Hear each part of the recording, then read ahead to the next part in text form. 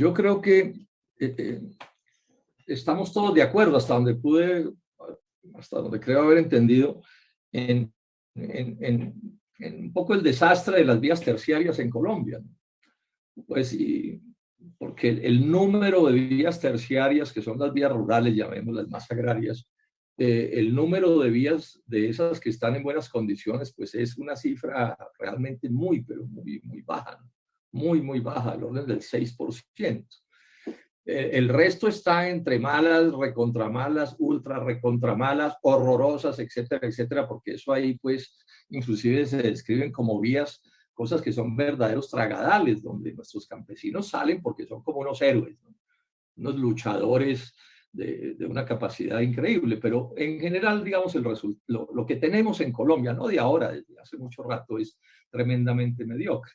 Creo que de las cifras también se concluye que el gobierno nacional del presidente Duque está lejísimos de cumplir con sus promesas. Esa es la realidad. No voy a repetir las cifras porque no se trata esta intervención de eso, sino un poco de hacer una reflexión como la que se acaba de hacer más general. Entonces, aquí aparece una discusión que siempre es la clave frente a los problemas. Bueno, ¿y cuál es la causa?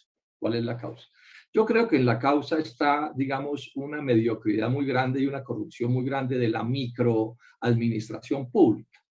O sea, las fallas por mediocridad, por falta de seriedad, de rigor entre los gobernantes, la corrupción que es mucha en todo este tipo de contratos, la incapacidad, por ejemplo, para movilizar las fuerzas locales, que es mucho lo que podrían hacer, como se ha mencionado, ¿no?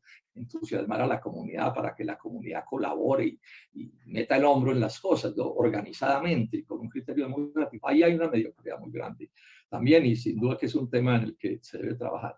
Pero voy a enfatizar un punto que yo creo que está en el origen de todo esto, y si lo perdemos de vista, no solo no resolvemos el problema de las vías terciarias, sino que no resolvemos ningún problema nacional. Es que nosotros somos una economía de mercado, con un producto por habitante ahora con la pandemia de $6.000.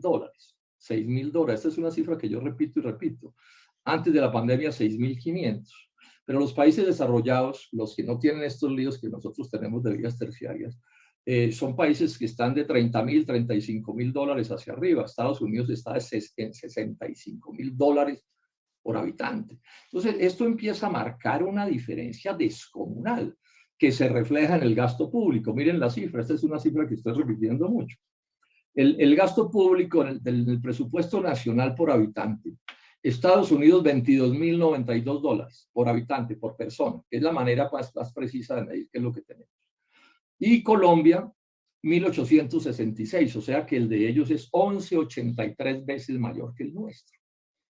Esto inevitablemente se tiene que reflejar en toda la obra de gobierno.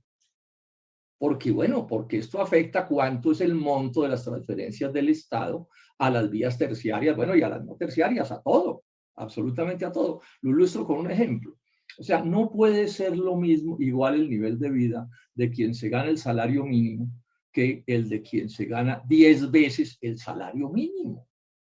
No importa cuán hacendosa sea la administración de los recursos del salario mínimo, que no se pierda un peso, que todo se piense muy bien, que se cocine con un cuidado, no haya ningún desperdicio, siempre estará en una desventaja inmensa en relación con el que gana 10 veces más. Bueno, esta es la realidad que tenemos. Yo esto lo insisto no por molestar, sino porque creo que este es el punto central que tiene que resolver Colombia. Si no resolvemos este punto, no resolveremos ninguno.